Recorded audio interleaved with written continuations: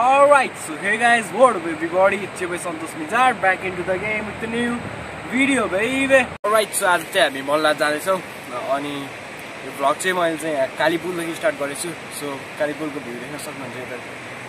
So कालीपुरको view तपाईँहरूले देख्न सक्नुहुन्छ अनि म ठिक यहाँ चाहिँ मल्लासको ठिक मल्ला जाने बाटोको गेटनिर छु।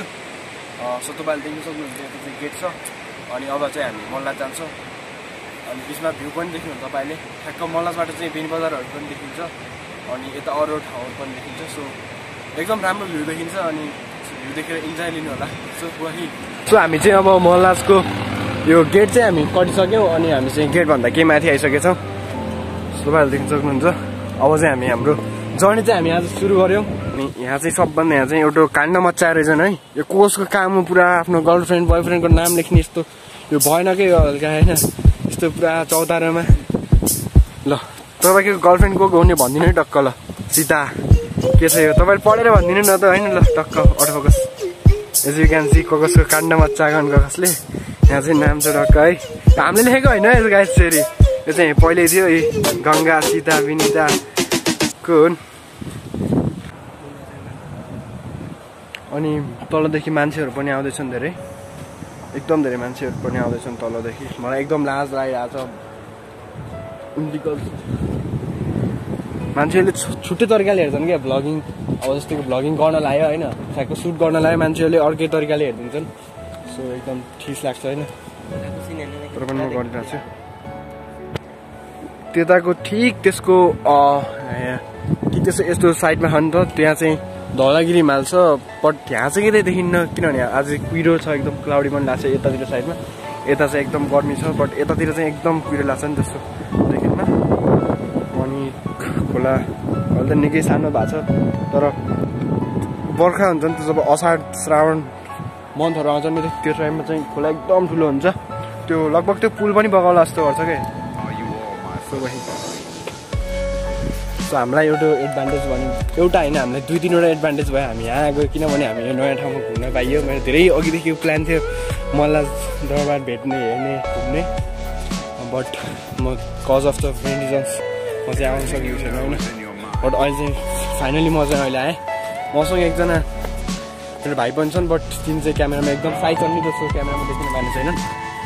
कुनै दिन तपाईँहरूलाई रिभिल गर्छु। अनि अघिको भ्यू खाजा खाने ठाउँ त्यहाँ देख्न सक्नुहुन्छ। सो भ्यू त एकदम राम्रो छ जे होस् तपाईँहरूले देख्न सक्नुहुन्छ। वाउ भ्यू इट्स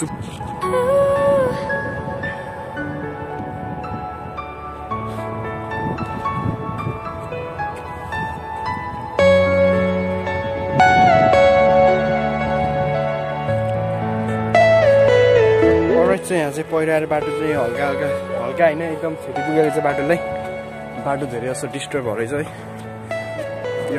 एउटा ढुङ्गाले माथिबाट एउटा ढुङ्गा खस्यो भने पनि तल एकदम फोर्स परेर आउँछ नि त। सो एकदम साह्रो तरिकाले आउँछ यस्तो भिड छ एकदम ठाडो भिड छ। तपाईँले त्यहाँ ढुङ्गा देख्न सक्नुहुन्छ त्यहाँ त्यो चाहिँ माथिबाट पहिरो गएर आएर चाहिँ त्यहाँ त्यस्तो उ गरेछ डिस्ट्रोय गरेर डिलको रेलिङलाई भाँच्दै सायद त्यो ढुङ्गो पल्ट्यो भने तल के हुन्छ थाहा छैन।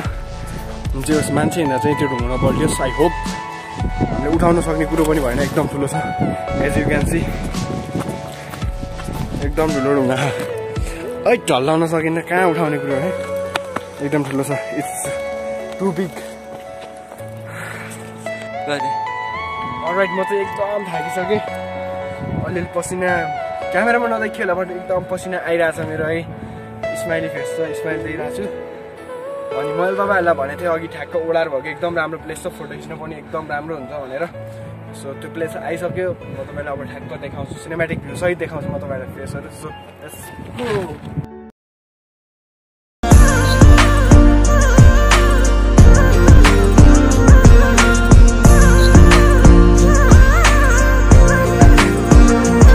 अलराइट सो मैले भनेको ठाउँ चाहिँ त्यही हो।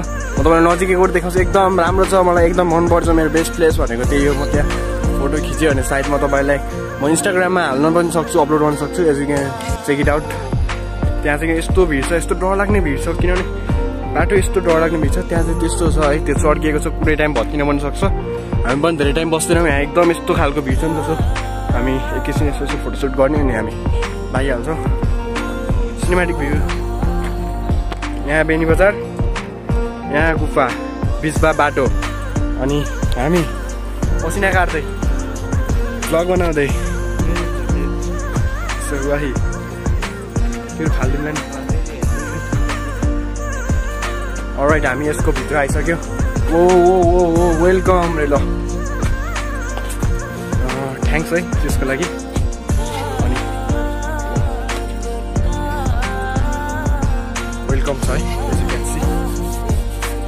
एकदम फोन लाग्दो रहेछ वेलकम मल्लाज केआर मुकर है पर्वत साँच्चै पिआर बिटी पर्वत है एकदम स्क्यारी साइड छ लास्ट रल लाग्ने छ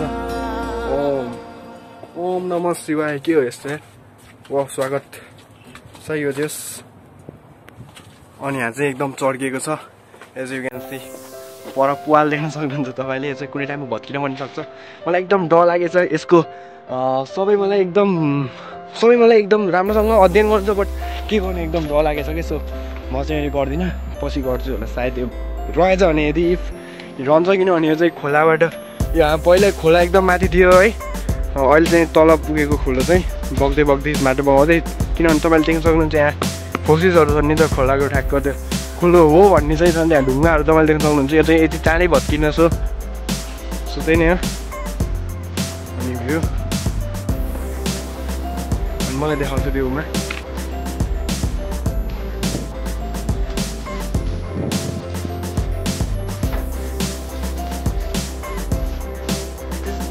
It is insane. I love this game.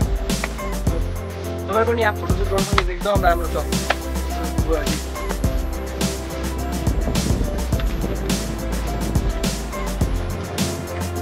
हामी अब केही टाइममै मल्लाज पुगिन्छ यहाँदेखि चाहिँ अब मल्लाज पुग्न धेरै टाइम लाग्दैन जस्ट 10 मिनट जति हो सो अब 10 मिनटपछि हामी एकैचोटि मल्लाज भेट्छौँ त्यहाँभन्दा त्यसमा चाहिँ बाटो टक्क सानसानो हामीलाई सिनहरू देखाइदिन्छु म तपाईँलाई सो त्यही नै हेर्नु होला so So I hope you enjoyed this video. If you guys didn't, make sure to subscribe to my YouTube channel. I'll see you guys in the next video. Till then, stay sexy, baby. No. Vlog end भएको छैन vlog एकदम लामो हुन्छ part 1 part 2 आउन सक्छ सायद vlog को अहिले चाहिँ vlog को end हुन्छ है So if you haven't follow me on Instagram then go and follow link चाहिँ मेरो description मा छ go and check it out अनि फेसबुकमा पनि तपाईले मलाई फलो गर्न सक्नुहुन्छ फेसबुकमा पनि SAN स्पेस QSL सन्तोष छ नाम अनि सब्स्क्राइब गरिदिनु होला so like comment and subscribe गरिदिनु होला मेरो च्यानललाई किनभने I need your support guys